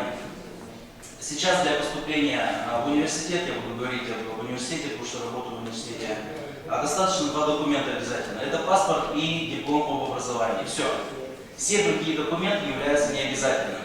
И чисто теоретически, если ко мне сейчас придет абитуриент, у нас вуз технический, и скажет, что я хочу учиться на ракетостроении, ну, заболевания, да, или там на, не знаю, на какой-то там очень сложной технической технологии машиностроения, мы не вправе отказать. И законом образования, все законодательные акты, они наоборот указывают, вы должны создать условия для обучения этих людей. Вот, и я говорю, проблема-то схожая, мы сейчас это обсуждали, да, какая-то профориентация, она должна быть. Вот что-то такое, чтобы дать будущему студенту возможность попробовать, а ты в состоянии учиться и потом дальше работать по этой специальности. Так вот, дистанционка, она, понимаете, она очень сильно могла способствовать этому. Почему? Потому что, ну так скажем, особых вложений не нужно, но подключить человека к ресурсам и дать возможность ему прямо самому пощупать, как это обучаться в высшем учебном заведении. Что такое высшая математика? Посмотри. Она есть, ну, на очень многих направлениях, которые сейчас готовятся, да? Что такое история Отечества, концепция современнознания. В течение года, больше не нужно, но в течение года и студент, и его родители, будущий студент, и, соответственно, вуз уже могут сделать определенные выводы. А может ли он дальше обучаться, и действительно ли, допустим, уровень высшего образования, либо среднего профессионального образования подойдет для этого, ну, молодого человека. Как бы я говорю, проблема вот очень схожая. То есть вот прямо вот, когда слушали на круглом столе, я говорю, как будто мы работали в класс-сессии, хотя были совершенно разные абсолютно, как говорится, территории даже. То, что касается предложений. Когда мы заслушали доклады, так скажем, из Якутии, да, это у нас были доклады из спецшколы, где сегодня у нас была экскурсия по спецшколы, был доклад из Центра дистанционного обучения, который занимается обучением детьми на дому, то есть надомным образом они занимаются, техникум. Вот вы знаете, прям сильно чувствуется, прямо, я не знаю, как Иван Иванович, представителя университета, вот не хватает последнего звена, это высшее учебное заведение. Школа уже есть, и ребята есть, которые уже работают в дистанционке, они уже знают, что это такое, они уже почувствовали технологию саму. Уже техникум появился у вас, который тоже уже берет этих же ребят, несколько человек поступили в техникум и дальше продолжает. Вот последнее звено, ВУЗ, прям сильно напрашивается, что оно здесь, в Якутии, оно сильно вам нужно. И более того, вот прям, знаете, четко представляется, что есть реальная возможность создать единое вот это информационное пространство. Школа, техникум и вуз объединить в единый ресурс, чтобы они один раз получили логин и пароль, один раз вошли в эту систему и дальше просто-напросто вот эти вот, ну так скажем, как уровень в игре. Подключай. Если ты в СПО пошел, ты просто дальше переходишь, в ВУЗ пошел, дальше переходишь, как бы следующий теория. Но в этом во всем. Если ты вдруг что-то из школьной программы забыл, вот у тебя была лекция, там, видяшка, да, выложенная, ты можешь туда зайти и восполнить свои знания, обучаясь в университете. Ну, это, как говорится, то, что касается, вот, чем дистанционка может помочь, да, одно из предложений. То есть, если в СПО создать какой-то такой центр, который бы восполнил вот этот пока что пробел в дистанционном, да, технологии, и, соответственно, каким-то образом, вам помочь в плане создания адаптивных технологий для обучения людей с дополнительными потребностями, так скажем. Второе, что хотелось бы обратить внимание, когда я делал вот, не так давно, пробежался по сайтам университетов, которые в том числе позиционируют себя как вузы, имеющие инклюзивное образование, ну, там, с разными, да, пришел к выводу к такому, что информацию найти об инклюзии в данном университете очень сложно, я имею в виду на сайте, практически невозможно. Вот какого-то такого баннера на первой странице инклюзивное образование и туда зашел и всю информацию получил, его нет ни у кого. Нужно очень сильно и много и долго покопаться там внутри, а в некоторых случаях вообще нет никакой информации. То есть эта информация, она как-то передается из уст в уста, как-то, ну я не знаю, может между собой как-то они общаются, там ребята, да, что там вот я там вот был, я там учился, я там знаю.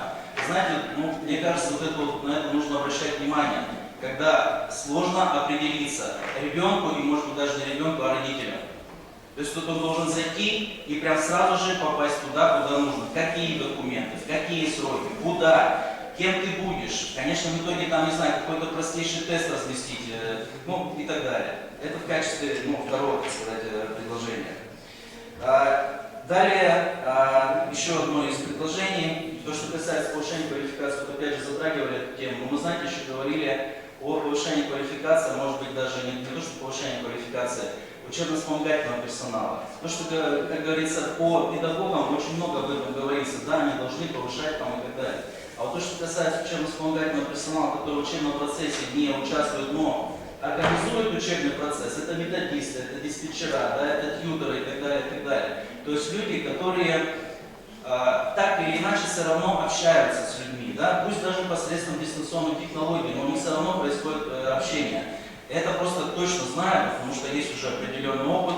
И вот методисты, если бы какой-то был такой курс, да, или какой-то вуз бы на себя взял такую, ну не знаю, обязанность, да, там создал какой-то курс для учебно-вспомогательного персонала, всех своих методистов деканата я бы сразу туда послал и сказал бы, ребята, вот там вас научат, как нужно себя вести, как разговаривать с разной категорией, так скажем, ну, заболеваний, с разной категорией людей. Вы готовы?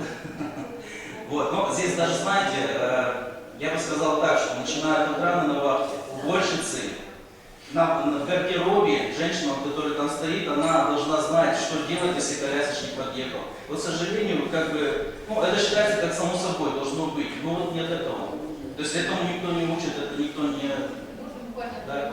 Я понимаю, что, может быть, не совсем то, ну, извините, перебила. Во-первых, курс готов, у нас есть такие курсы, и у нас есть специалисты, которые готовы проконсультировать преподавателей, как вести эти курсы, и как работать учебно-вспомогательным персоналом. Я думаю, что и мои коллеги это тоже поддержат. Но у меня другое.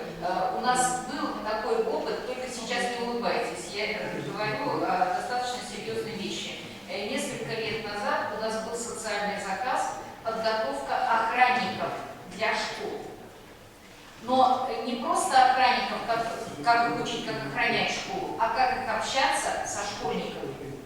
Понимаете? И как охраннику распознать, если ребенок покурил, или если он вдруг там попробовал наркотик и так далее.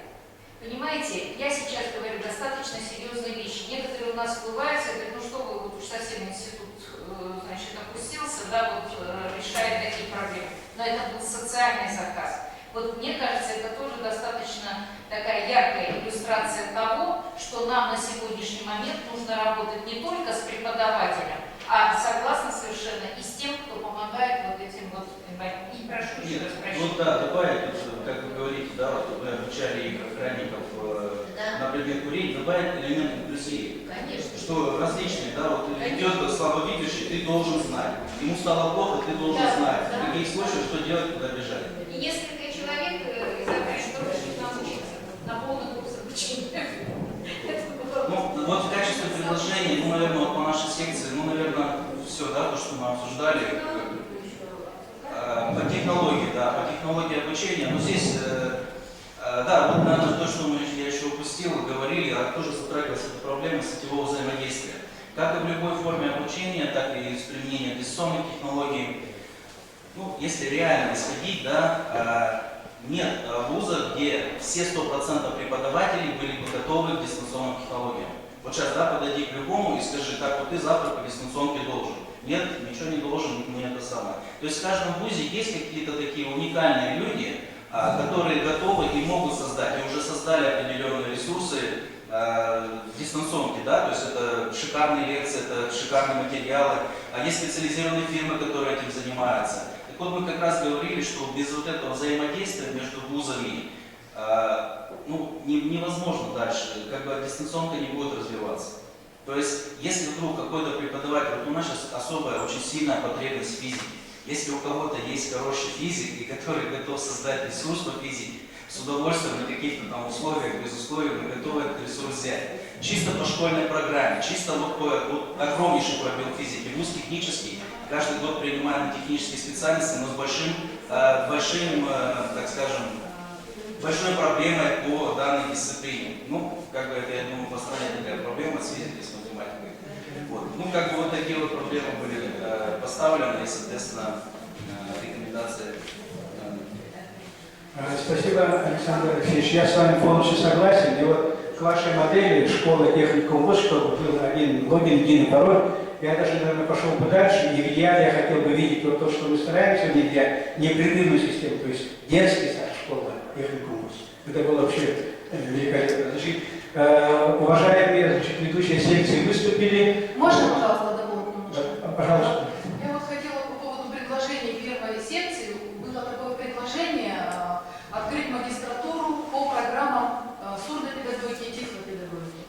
Ну вот на сегодня, вот на наш взгляд, у нас на кафедре мы готовим специалистов-логопедов и логопедных педагогов, исходя из потребностей республики. Республика с населением до 1 миллиона человек, то есть самые востребованные специалисты дефектологического профиля, это всем известно, да? Это логопеды, логопеды, это связано с вопросами трудоустройства дальнейшего. Поэтому, на наш взгляд, открывать магистратуру сурдо и тифлопедагога, если мы будем такие программы разрабатывать, нам нужны соответствующие штаты, и будущее таких программ очень сложно, поэтому мы видим решение этой проблемы через те возможности, которые у нас есть в подготовке в других вузах, по департаменту подготовки кадров, в других вузах Российской Федерации. Да, у нас, извините, цветное время, я вашу идею понял, ну и знал раньше. Это, вы сказали, первая секция, я думаю, это не было предложение, поэтому... Это не первая секция, наверное, предложение. Нет, это не первая секция. Сейчас прозвучало предложение. Это дошкольники так предложили? Да. Молодцы дошкольники. То есть я вижу, что вот в связи с развитием инклюзии мы должны думать и о сурдопедагогике, и о тифлопедагогике. Я думаю, это предложение в будущем, оно имеет место быть. Так, пожалуйста, товарищи, значит, есть предложение, вот резолюция, проект резолюции у вас есть? Давайте проголосуем, возьмем ее за основу. Пожалуйста, кто за? Давайте проголосуем.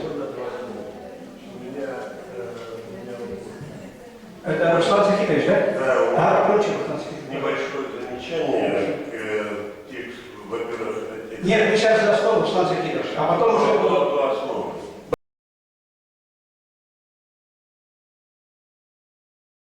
Сейчас за основу, а потом уже будут дополнения изменений. Можно? Нет, сейчас за основу проголосуем. Можно я скажу, что принять? Ну, давай. Во-первых, конференция неправомочна рекомендовать Министерству образования Российской Федерации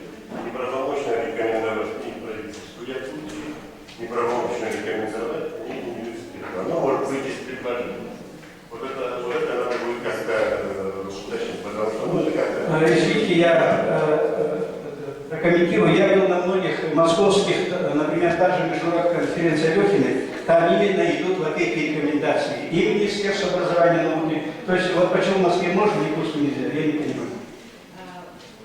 Это не по территории, это по... Я говорю, московская конференция штату. у них есть. Многие международные конференции, вот российские, да, даже не то, что международные, российские, всероссийские, они дают рекомендации. Это только рекомендации, это ведь не приказ, не требования, это рекомендации, не нормы. Куда же мы можем обращаться, если не вышестоящего нашей исполнительной организации? Ну как, вот, уважаемое собрание, как вы к этой реплике, я не знаю, но проголосуем. Так, давайте примем за основу, а потом будем дополнение изменений. У нас еще цейтнота, постарайтесь, вот нам еще здесь надо вручать грамоты, сертификаты вручать. У нас осталось 15 минут, давайте работать очень четко, ясно, корректно. Давайте голосуем за основу. Кто за? Посмотрите все. Так, кто против? Нет. Кто воздержался? Нет. Ну давайте теперь дополнение изменения, только очень, товарищи, так скажем, конкретно и... На секциях, я думаю, вы все уже обсуждали это все, да? И, пожалуйста, руководители секции, я прошу, значит, в письменном варианте или по электронке ваши предложения. Когда вас не было, уже все руководители секции выступили, предложения уже письменно дали, Да. поэтому, наверное, вот разработчикам или коллеги, то, что какое-то предложение было, вот, к проекту все это внести. И с таким предложением я предлагаю принять в целом. Кто за это, прошу проголосовать. Спасибо. Принимается. Тогда те предложения, которые были, вот мы все включим, действительно это резолюция носит рекомендательный характер. Но мы пришли, я думаю, к тому, что уровень развития инклюзивного образования прямо показывает уровень цивилизованности общества. Общество может считаться цивилизованным, если будет на уровне инклюзивное образование, ну тогда мы сможем сказать, что у нас демократия, и мы для всех есть место, свободное место в нашем обществе. Поэтому, конечно, проблема очень сложная. Я всех благодарю за активное участие и прошу разрешить приступить к вручению сертификатов и других документов. Да.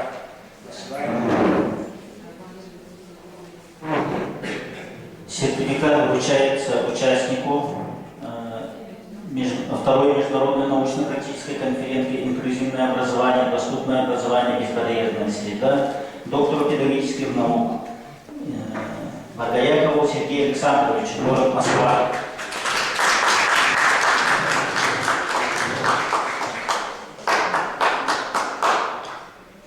Сертификат вручается главному редактору научно-теоретического журнала. Научно-теоретического журнала Российской академии образования и педагогика Базирову Руслану Садировичу.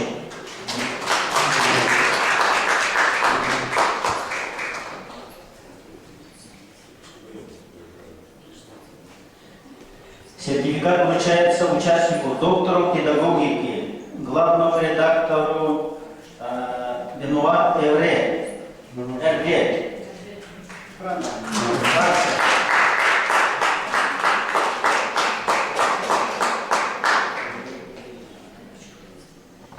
Сертификат вручается доктору психологических наук, профессору Луганского национального университета имени Тараса Шевченко, город Луганск, Украина, Быстроевой Юлии Александровны.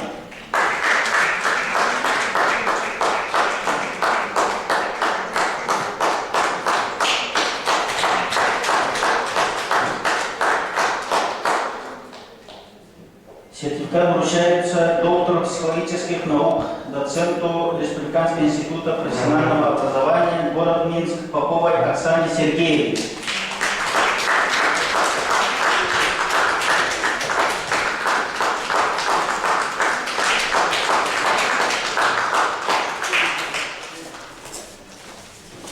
Сертификат вручается доктору педагогических наук Донбасского государственного педагогического университета, город Славянск, Донецкой области, Дмитриевой Ирине Владимировне. Юлия Александровна передаст.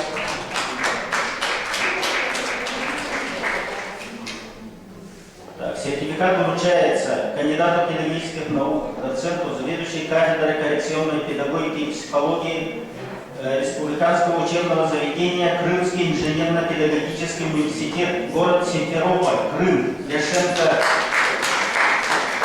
Александр Александрович.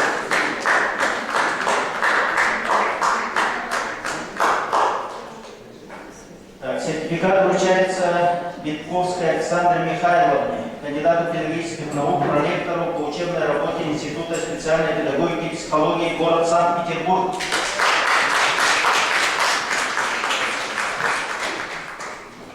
Сертификат вручается Демину Александру Алексеевичу, кандидату экономических наук, директору Института открытого дистанционного образования Южно-Уральский государственный университет, город Челябинск.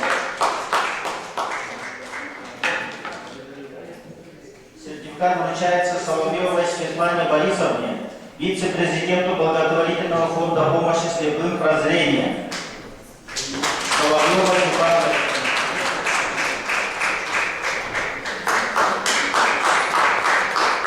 Сертификат вручается Сапрыкиной Людмиле Павловне, отличнику народного просвещения Российской Федерации, Новосибирский государственный технический университет, город Новосибирск.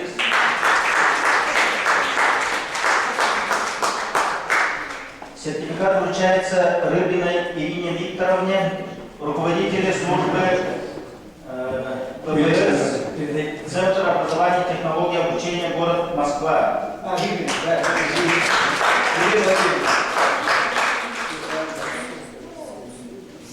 Сертификат вручается Ром Татьяне Александровне, доктору педагогических наук, профессору Новосибирского государственного педагогического университета, город Новосибирск. Главный редактор журнала «Сибирский педагогический журнал».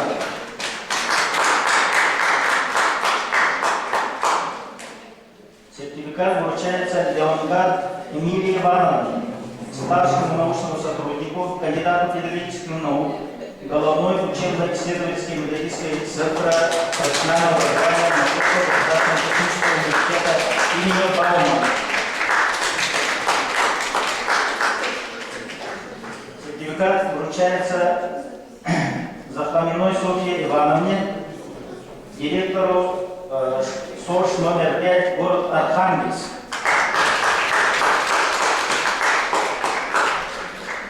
Сертификат вручается Шатаевой Елене Владимировне, город Санкт-Петербург, доктор технических наук, профессору Санкт-Петербургского государственного университета.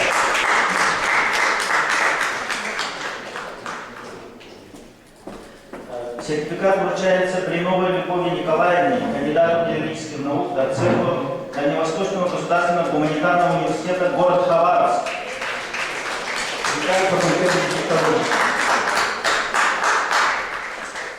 Сертификат вручается академику секретарю отделения профессионального образования РАО, кандидату педагогических, член-корреспонденту РАО. Чистяковой Светлане Николаевне, также почетная грамота нашего ректора за плодотворное сотрудничество и вклад в развитие образования Евгения Савина Михайлова.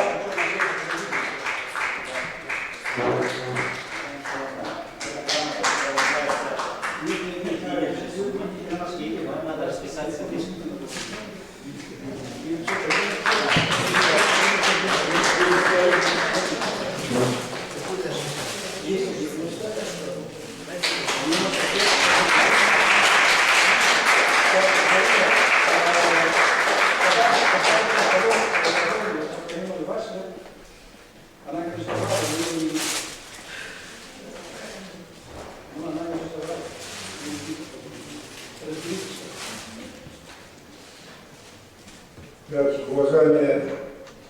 коллеги, как говорится, награда находит героев.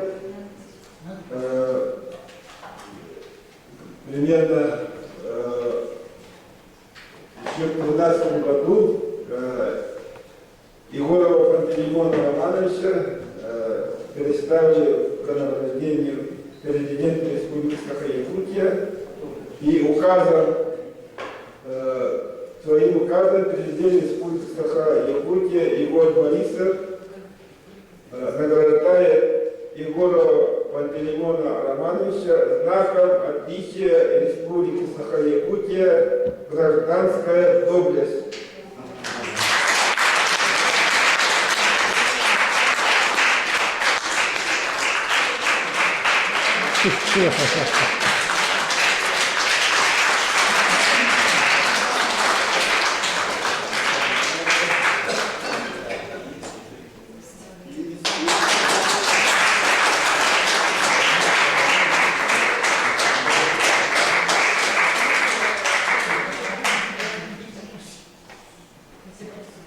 Уважаемые участники конференции, вот сертификаты участников по педагогическому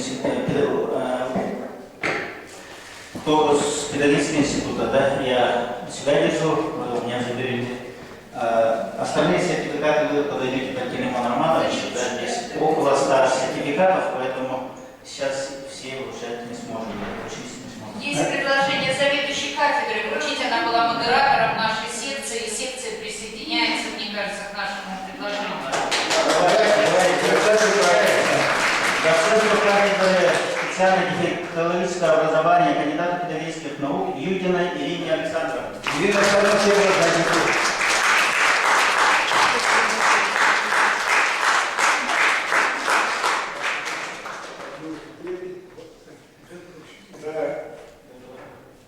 Уважаемые коллеги, еще мы в рамках форума и конференции по инклюзивному образованию были подписаны договора и соглашения.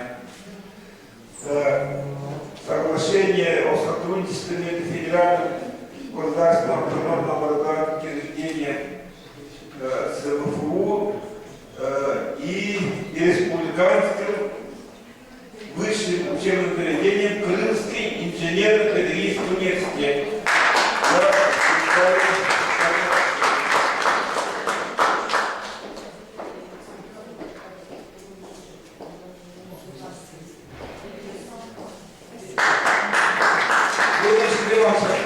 поедем на море. Договор о научном взаимодействии между СВФУ и Высшим национальным учебно-исследовательским институтом образования молодежи с ограниченными возможностями особых образовательных потребностей ИНСХИА. Париж, Франция. Париж, Франция.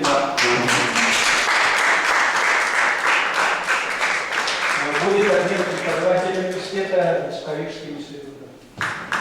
Надеюсь, и в этом году уже. И студентами. Также был подписан договор между СВФУ и учреждением образования Республиканский институт профессионального образования Республика Беларусь, город Минск.